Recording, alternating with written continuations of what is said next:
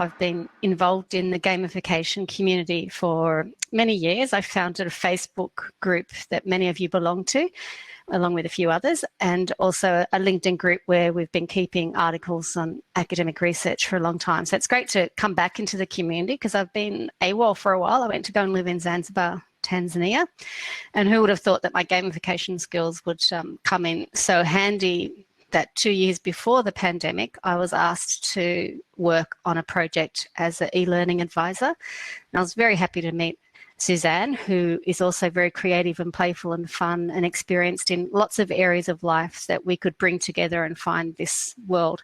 And we're so excited with what we achieved that we wanted to share it with you. So we've got lots of stories to tell you and only 20 minutes. So we do hope that you can catch up with us at some other time for more stories. So we've got a few slides I'll go through about who we are at Moojoo, that we work in e-learning and gamification. We've already had a lovely introduction there, so I don't have to talk too much about that. So the project that we had was based in West Africa in a train-the-trainer scenario. So we did a few initial sessions and then they were replicated out in different countries. So Suzanne, if you can unmute yourself, I'll invite you to explain the project background. Thank you, Natalie, and thank you, Betty, for that nice introduction to what we do. As Natalie said, we were really privileged to come together in this project before COVID, because what we worked on was so relevant based on the disease and the situation that we face now. COVID is a zoonotic disease, which is a disease that is transferred from animals to humans. And Ebola is the same. And during the Ebola crisis, it was clear that there was a lack of connection between human health, veterinary health, and environmental health. And that those sectors really needed to come together in a profound way, yet there didn't seem to be a network for them to be able to do that.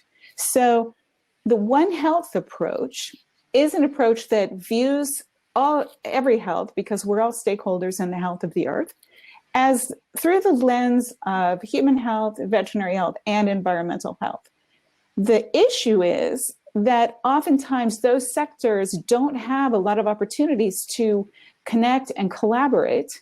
So unfortunately, they haven't built a network of a situation where they can share ideas and where they can learn from each other and where they can fundamentally advance the concept of One Health, which is the concept that will ultimately address climate change, address address antimicrobial resistance, and all of the elements like that that impact human life and impact animal life and ultimately impact the health of the planet. So we see, for example, you might not think these things are connected, but when you think about it, you can see, for example, in Ebola, where the disease originated, who it impacts, how does the environment support the spread of the disease. So Natalie and I had this great opportunity to create this online course and then also add the blended learning components, so we had face-to-face. And this is our awesome group that met in Benin, along with some other groups that spoke French, and we had an amazing French translator on board to help us get things together. So we brought these people together who were from all these different sectors. And many of them, even though they were from the same country, had never actually met each other. And they'd heard of the One Health approach, and they understood it conceptually, but they didn't really see how they could make it happen. So when Natalie and I went into this, we thought, okay, this blended learning course, how do we get these guys to talk to each other in an authentic way, that it wasn't like us establishing some external structure that would then be placed upon them, that would get them to understand their role in One Health and actually appreciate it and be able to move forward with it in a really authentic way. So Natalie's next slide, please. So one of the things that we did was have the people participate in the creation of the scenario one day. So in this case, Ratsbury, which was the town that was named by the participants, they came up with Ratsbury and another cat related name for the town. And in this case, Lassa fever was the disease. And Lassa fever is, again, another disease that spreads from animals to human, in this case, rats to humans. And the environment that supports the rats brings the whole One Health concept all together. So here we have this disease outbreak in Ratsbury. And so part of the conversation was the epidemiological path for Lassa fever from the animal, the environment that supports the animal, and to humans, and the environment that supports humans. Next, Natalie. Thanks. So this, it's kind of hard to read, but this is the story that part of the group came up with to discuss this process that I just talked about, this epidemiological process. And so this was the Ratsbury Culinary Festival, which was, of course, rat was the featured culinary item. And they created this really fun environment about what the rat festival, a rat culinary festival would look like what ingredients and how to season the rat and which parts of the rat were the most delicious. And of course, this is, in some ways, it's real because people do eat wild animals and you eat what protein you have, and sometimes that's rats. And so this was a very fun exercise while at the same time being very effective. And I think that we saw through this that people were really engaged with the whole concept of being part of the game, being part of the creation of the story, and in doing so really applying the One Health approach. And suddenly there they were, there was One Health, and they were creating a story about it and moving on. So it was really something extraordinary to see the group kind of take the Ratsbury component and move with it. And so Natalie was then the person who was applying the wonderful gamification techniques. And I'm going to turn it back over to her so she can really explain to you how wonderful it was and how well it went. So thanks, Natalie. So we delivered face-to-face sessions along with an online course. So it was 25 hours in total. People ask me what was different about what I did to what I would have done if the client wasn't interested in gamification. And really, there's not a lot of difference between what I did, because gamification is just very good instructional design, because instructional design is about understanding the people you're working with, finding out what motivates them and working with them, which is really what gamification is. But what I would say is different is the focus on storytelling and narrative. So these participants would say to us, we normally have the case study at the end. We have the theory and then we have the practical. That's what we do. And we gently ask them to consider something different. Could we put the case study at the heart? Could we weave every assessment activity, every conversation, every simulation and activity around the one case study? And we even did it across 4 different courses because it worked so well that we've kept this whole thing going. And the case study was not solid. It was very fluid, that the participants could contribute to it, and the choices they made and the examples they came up with made the whole thing come to life, literally come to life. There's actually somebody in the room now who you could have a chat to later who I grabbed at the last minute and thought, you look a little bit like a traditional healer. Would you like to play a role in our village debate? So our French translator was asked on the spot with no notice if he would like to play that role, and he was rather entertaining. And he pointed out to everybody that the ancestors would not be pleased with the choices that the doctors were making. And I'd handed everybody a sheet with their role, and I particularly made sure that they were not playing their normal role in life. Unlike simulations that are very popular in the health sector, this role play was meant to take you out of your comfort role and put you into the shoes of somebody different. And I used competition to place people in opposition to each other on the key concept of spraying for mosquitoes. It was hilarious, one of my probably favourite teaching moments ever.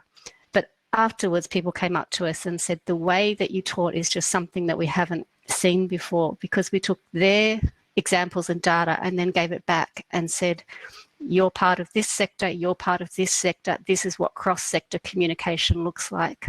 And because we took their characters, it made a lot more sense. And people said, the penny dropped. They had that aha moment that us teachers aim for. The collaboration was a huge part of what we did. And often in training, the ratio of lecturer speaker time to student participation time is very traditional. With this, it would have been the reverse. I would say it was 90% participant-led discussions, which was highly effective. And I was very grateful that I had the chance to be involved in a session that was so effective. And we do need that management level support to live our dreams sometimes. And that's why this project was so good, because we had the time to do the training needs analysis. We had the time to plan and really talk to people about a different way of approaching things than what they have done in the past. And despite our rather radical approach, wondering how it would go down with senior officials from many African countries, you have to take a big breath to try something like that, knowing that you're going to be rated for it. And we were rated back for our approach and our effectiveness. And as you can see, we collected the data that shows that it was effective and engaging. I used a Moodle course. You might know some of my publications, Gamification with Moodle and the Moodle for Motivation poster, which I think is 2013. It's been 7 years. And it's been translated into 7 languages now. So it's been very popular to have this one-page summary of how different learning activities can be used to appeal to different types. So the socializer type or the explorer type. So I get the chance now to use all of my own knowledge in different scenarios in Africa that I've come across, and I can assure you that it is very much cross-cultural. The Easter egg badges, they went down a treat, and the ticks. I'm not sure why, but the French course were far more insistent on why they didn't get all their ticks than the English. Don't know why that is. Suzanne's living in Paris. Perhaps she can explain it to me. So I'll hand back to Suzanne to talk more about what else we have been doing around One Health and how we feel that this approach of using gamification principles in One Health education can really address the power dynamics. And that's what we found hard, is we're getting people in the room who've never met each other, and that playful nature and the changing roles was what I found very valuable in getting that communication to start. But Suzanne, I'll hand over to you now with your reflections. Thanks, Natalie. Natalie gave a great summation of what the format looked like in terms of people participating and the structure behind it that was hidden. And we can see from the diagram that Natalie showed in terms of the happiness and the satisfaction of the participants with the course itself. As part of the course, we also created a WhatsApp communication group, and this course was conducted, the online portion or the face-to-face portion was conducted more than a year ago, and we still have lots and lots of communication and coordination on the WhatsApp group. People are still sharing information among themselves. People are still asking each other questions. And so we see that we've started to build this community of practice. And COVID has come along and given people an opportunity to share the experiences that their countries are having in terms of their response and in terms of the risk communication initiatives that they've implemented. And so it's really been rewarding for us to see this gamification approach continue to have this longer term effect and impact on the communication of these people who had never met before. In that sense, confirmed the plan for gamification in terms of its application in global health. We're talking in global health oftentimes. I know some of our other colleagues recently spoke about COVID. These are serious topics and they have to be addressed in a serious way, but they also have to be addressed effectively. And it seems clear that the gamification approach in blended learning also is really the next step in bringing global health into a community of a practice that crosses the different sectors of human, veterinary, and environmental health. So with that, I'll sum. We're available to support your initiatives in gamification, both in terms of creating stories and building on Natalie's experience with Moojoo technology and my experience with global health and other communications. So thank you very much for joining us today. So we did want to leave a little bit of time at the end to hear from you and your questions. We have a few minutes left, I think, Betty. So we want this last part to be the participants joining in. Thank you. That was fascinating. And we do have a question all ready to go here. And this is from Deborah, who's asking, Natalie and Suzanne, how did you strike the balance between seriousness and playfulness in the training sessions? But of course, we do know about serious play. So please answer that for Deborah. Well, that is my answer. It was very serious. The actual role play, we asked, should we put up posters about spraying the mosquitoes next week? But I'd said that the hotel owner would say, no, don't put up posters, because when the tourists see the posters, they won't want to stay at my hotel. So I positioned him in opposition to the doctor who wanted the posters to inform people. And they were very serious about getting their point of view across. There was nothing unserious about being playful. Thank you, and hopefully that answers that question for Deborah. And this is a question from me while we're waiting for more questions to come through from our audience. Natalie, I love that you spoke about gamification in almost just such a really candid approach, that you weren't using gamification for the sake of it, but because gamification is really good at instructional design, isn't it? We know what it is that we need to do next. We're getting feedback, we know how well we're doing, and so on. How have you found that your users, for want of a better term, your audiences have responded to that, as you rightly put it, that more instructional design approach? You mean the users as in the participants, or the layers in between that I deal with to get to that point? Let's say the participants in this case. They really enjoyed it, and this was the countries in West Africa that we targeted were the ones who had the least infrastructure and health. So they also had the least infrastructure in education, socioeconomic, internet. So some of them had never really used online learning before. Many of them had. And I designed something that worked offline with the Moodle mobile app. So it involved teaching them to download all of the content so that when there wasn't internet, they could still continue with the forums and the quizzes. And then when they connected to the mothership, it would all be connected again. So for me, the hardest part is letting people know that all those things are possible, because there's this block. We don't have the internet, so we're going to have to study CD-ROM style and click next. And I'm like, no, come on, right. Facebook works. Why don't you talk to each other? So getting people to imagine the collaboration levels that are possible. And as Suzanne said, the WhatsApp group is vibrant even until today. There's probably a few people in the room that we invited that people still share their information. So it's certainly possible to be collaborative using low-tech options. And that's really my challenge, to get people to try. Yeah. And I think what we're also seeing here from you both, Natalie and Suzanne, is that we don't necessarily, for gamification to work, need to create, kind of elaborately programmed portals and things like that. Sometimes it can be a combination of different technologies that can work really well. We do have another question here. And it is, what was the most difficult challenge you have had during the project, at any stage of the project? Suzanne, can I throw that to you as a risk communication expert? I'm sure you'll handle this one diplomatically. Thank you. I really think that one of the challenges that we all face in this situation is getting buy-in from the people who ultimately are holding the wallet, because so many of them don't understand gamification and don't understand the social behavioral constructs that ultimately drive its success, that they're hesitant to look at a curriculum that goes outside this standard structure that they're used to.